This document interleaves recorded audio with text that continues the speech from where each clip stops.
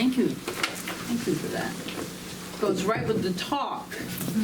So we've been setting the tone for this day for the last few weeks. We're carrying our new thought into February. So we've been doing that by reading various books from Ernest Holmes, the founder of Science of Mind, or New Thought, which is what the spirituality is the oneness, the unity of all of us. We're all empowered, and that's what I really want to get across through this series of talks, is that we are all empowered, and as Rose just beautifully told us, to create our lives. So, back to my talk. We're going into a deeper understanding of what this spirituality really means to us, and the beauty of it is we're always discovering something new. It doesn't get old. We've been doing this for so many years now, so many years, and humankind has been delving into these spiritual truths since the beginning of time, and they don't change. So it's always refreshing, and it's always new to all of us. So today the book that Rita read from is the book that I got these talks from, Living Without Fear. And so I had this book on my bookshelf for so long, and I decided, since I was talking on Ernest Holmes, to pull this one out. And there wasn't too much really about fear in this, so I used a few of his other books. But although I really love that title, don't you love that title? Living Without Fear? Yes.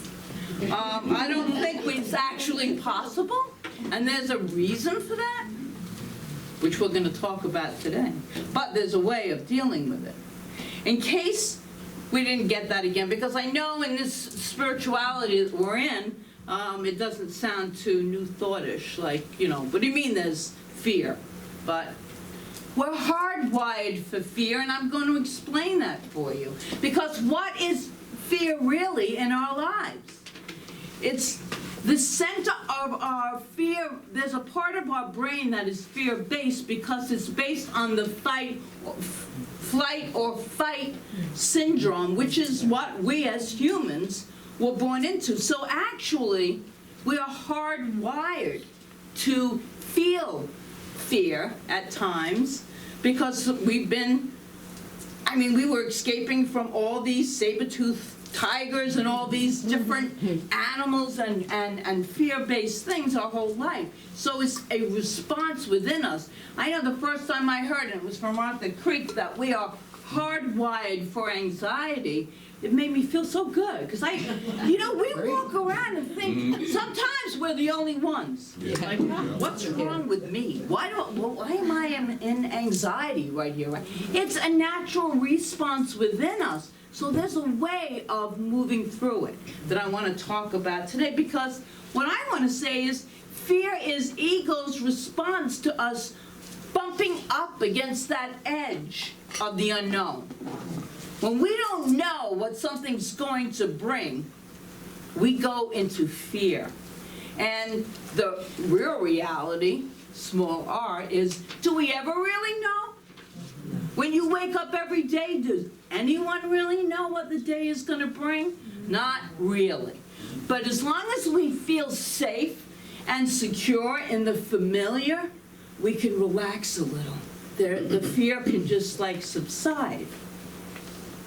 Remember, the fear comes from that protective part of the mind, and it will tell us anything to keep us from potentially making any change or a move. You're going to make a big change in your life, a big move in your life. What comes up? That mind, it's got a million stories to tell us as to why we should never do this. Right? So we shouldn't change our thinking, and we shouldn't move, because we're moving out of our comfort zone. In other words, we moved into that unknown, and we feel the fear. And as I said before, we're simply hardwired for that. And when I first heard that, it made me feel like, wow, see, we really are connected. We really do live in a oneness, because we all have that within us. So So as long as we're growing, stretching, finding our higher and higher ways of being, as long as we're calling forth more potential in our life, and you wouldn't be in this room if you weren't calling forth something new in your life, an awareness expanding, some part of you growing, as long as we're doing that, deepening into our relationship with our divine self, then we will feel this thing called fear, which really isn't a thing at all. But you know, we know false evidence appearing real, all of that stuff. There's a whole bunch of acronyms that go with it.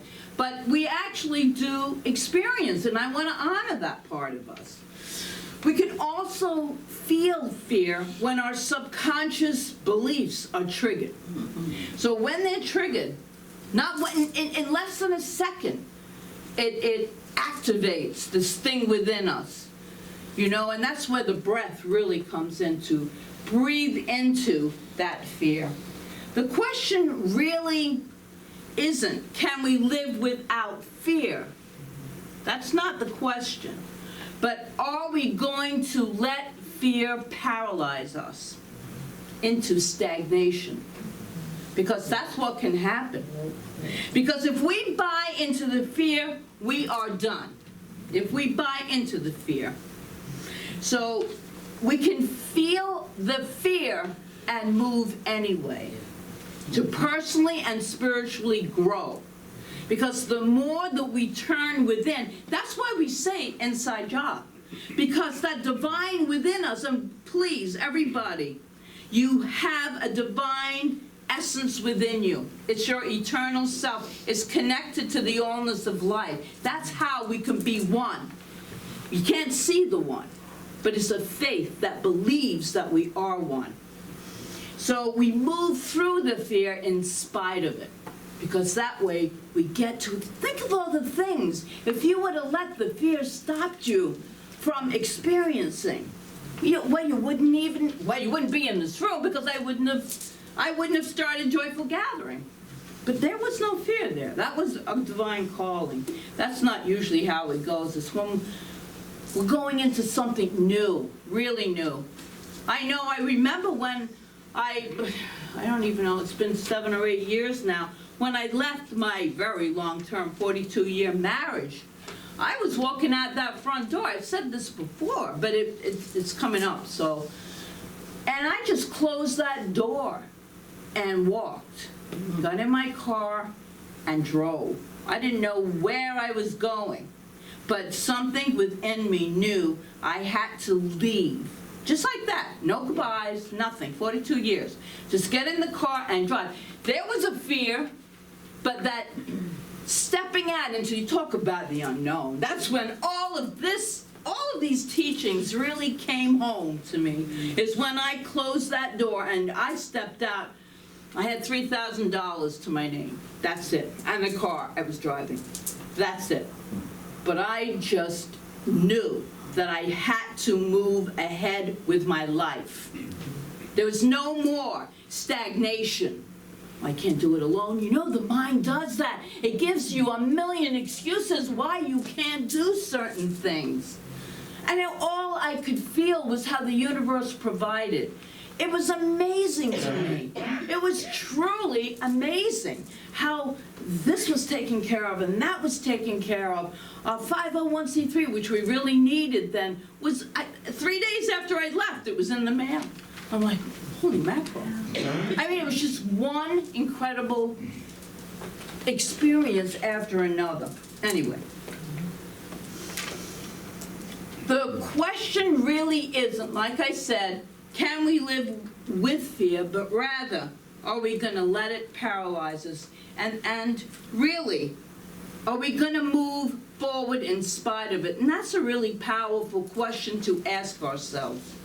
Are we going to move ahead in spite of the fear?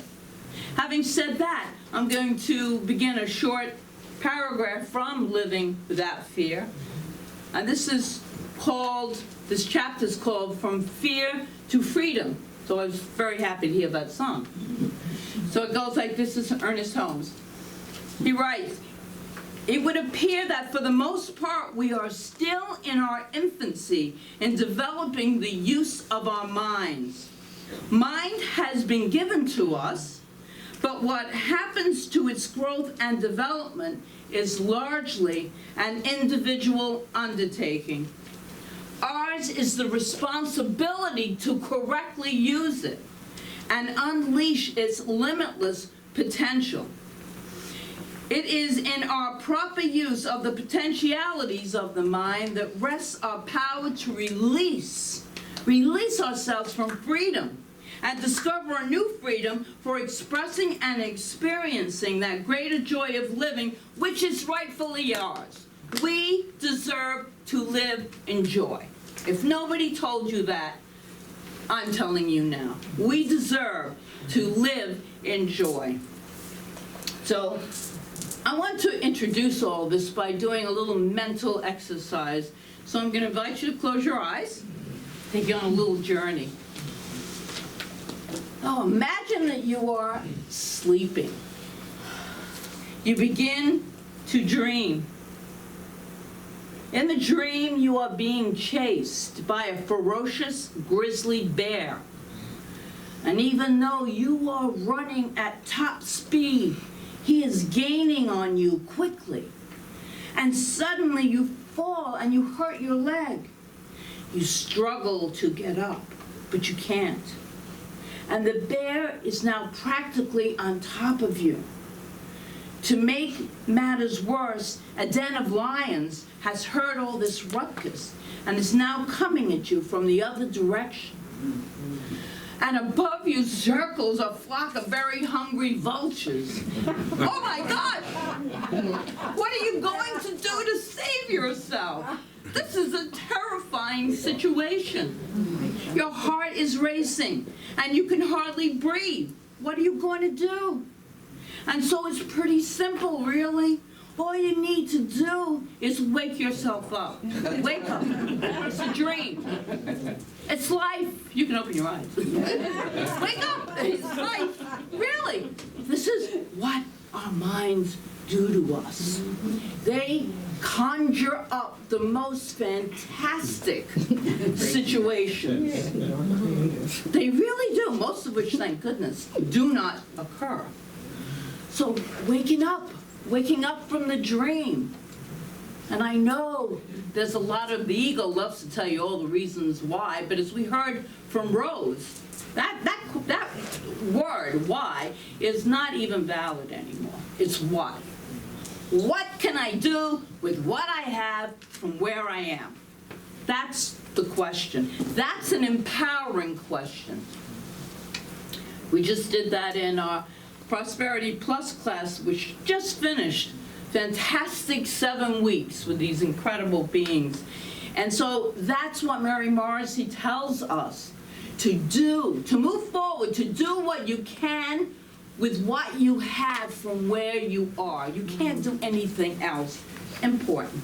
In Living Without Fear, Holmes writes this: it is significant to remember that since the first human turned his face from the clod, that means the dirt, and rose to his feet and proclaimed, "I am," the universe has silently awaited his conscious cooperation with it. This awakening has ever found its starting point in mental states or modes of thought. It is the mind that must awaken. It's our minds that we need to now take control of our minds instead of our minds taking control of us. That's why thinking from the heart is the only way to truly. There's more intelligence in the heart. This is the only way to truly live a life that we're talking about. Really, because this lies all the time. The heart never lies. It just doesn't lie. So in order to feel the fear and personally and spiritually grow anyway, our mind must awaken. And that begs another question. Awaken to what? What are we waking up to, right? What are we waking up to? Well, Ernest Holmes, again, in the Science of Mind book, wrote, "The quickest and most effective method to get rid of fear is to get quiet and lift up the whole thought and confidence and faith to something bigger than we are. And it is like going from an old dark room into the sunshine and sitting there, letting the rays of the sun penetrate the whole being with warmth and color until the darkness and the dampness are gone. Our minds must wake up to the spiritual truth. That is all the mind. That there is something so much bigger than we are. And I'm saying we, I mean our minds, we. That something bigger is within us. So it's activated when we realize there is a power for good in this universe and I can use it. I can consciously make decisions instead of just letting the decisions happen. That's creating through default.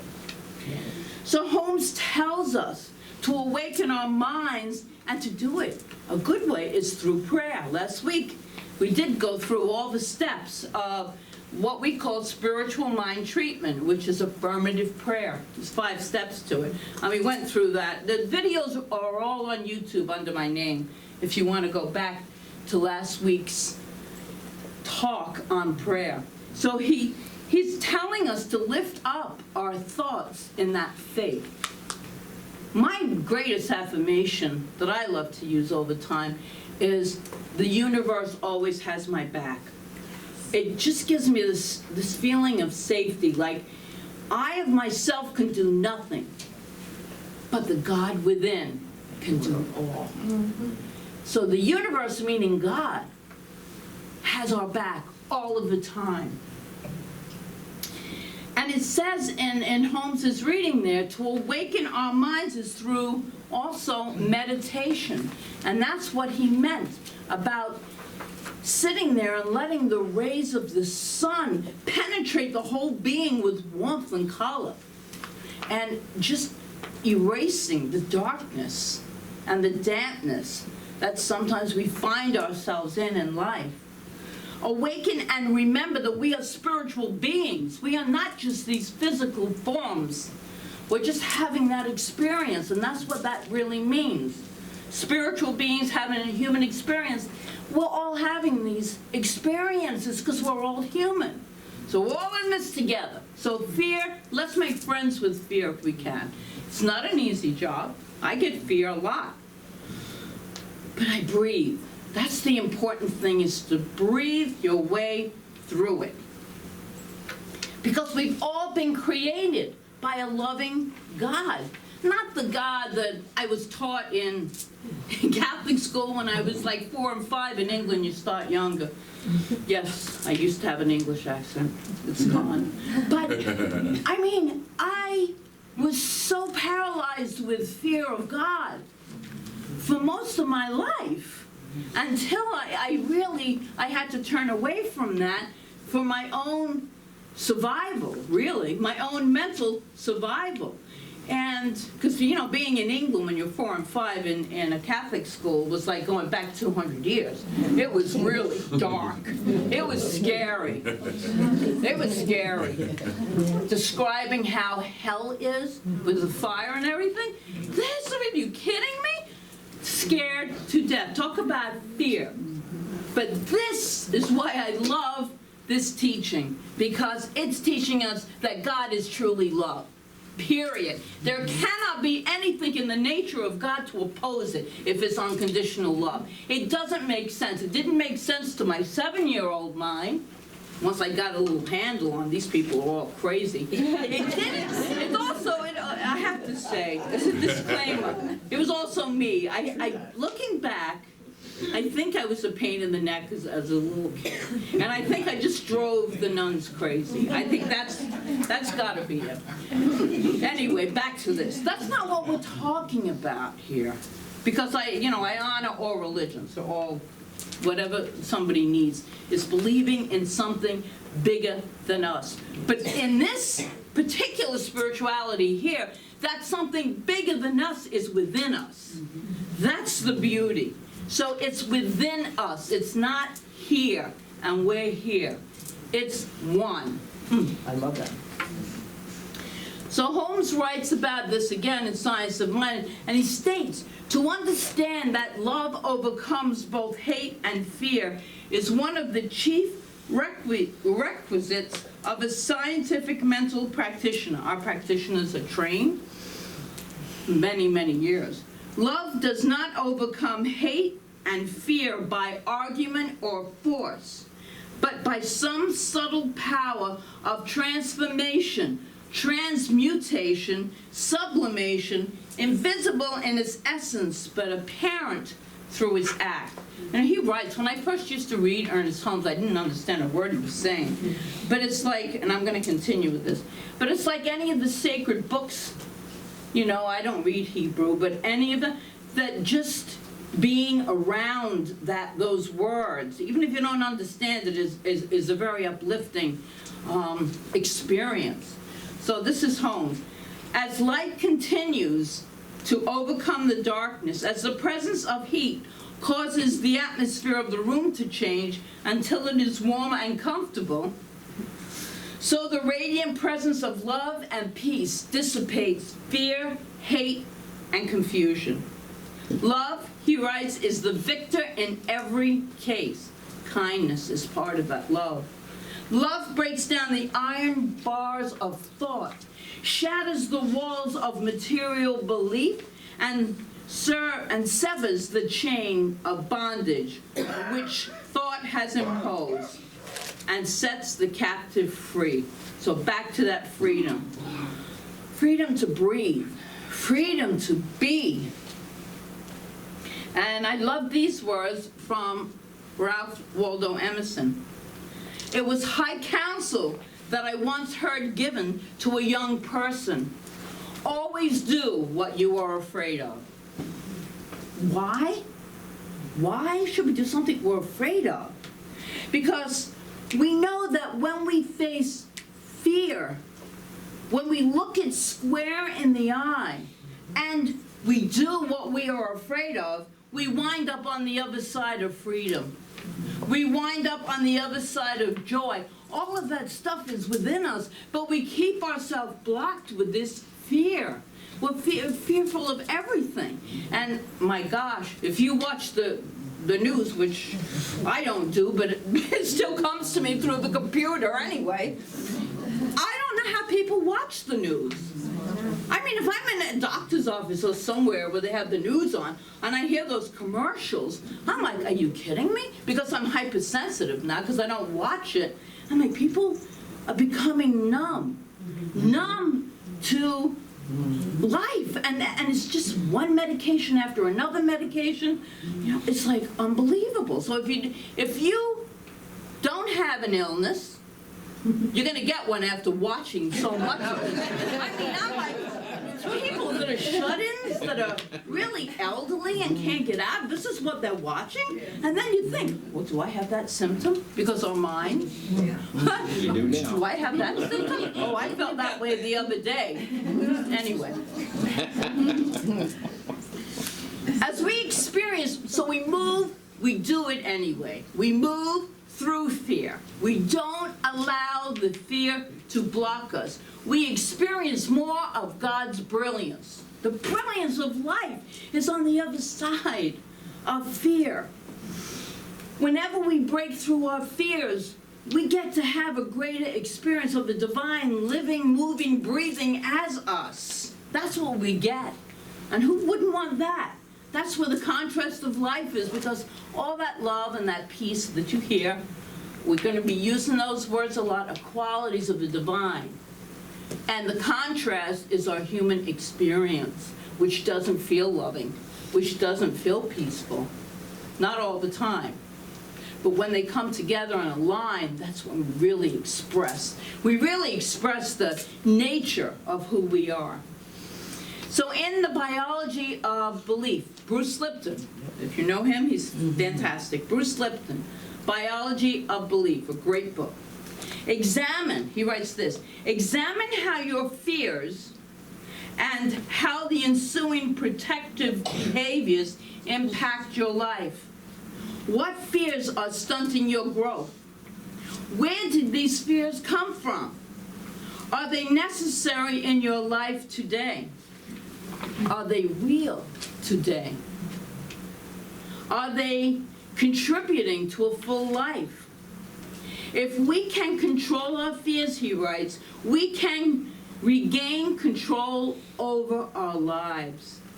President Franklin D. Roosevelt knew the destructive nature of fear, and he chose his words carefully when the nation was coming, well, this is him. Nation is coming to grips with the Great Depression and the looming World War. There is nothing to fear but fear itself. I think one of the most incredible lines ever uttered to anyone. Nothing to fear but the fear itself. Letting go of our fears, and that's what this is about this morning. I feel really passionate about it.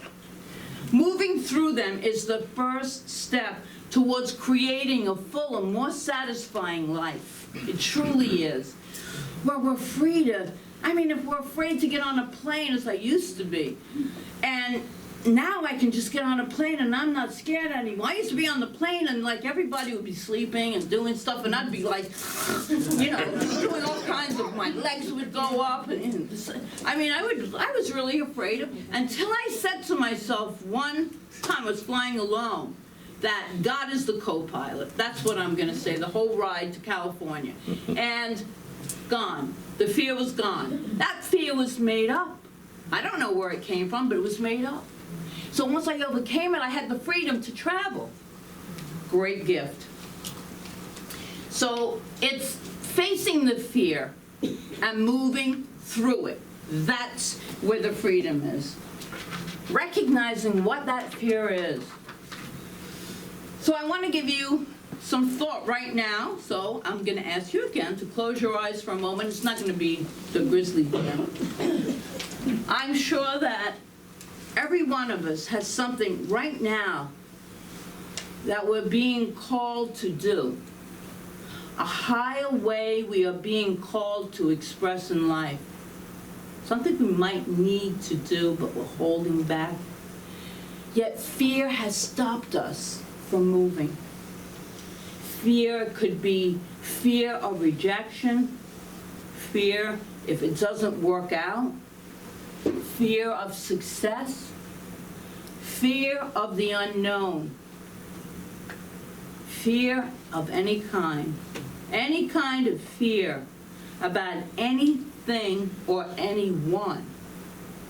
So get a picture in your mind's eye what your life would look like when you feel the fear and choose to move forward and grow anyway. Just take a moment. Moving through the fear anyway. What does it look like, your life? Okay, so open your eyes. And I'd like you to repeat after me. We're going to make a proclamation to end this talk today. That I'd like you all to participate with me if you feel, and put your name in. I'm going to say Margaret, so you're going to say your name. I, Margaret, do hereby commit, even though I might feel fear, to moving forward, into a greater expression, of my divine nature anyway. And so it is. All right.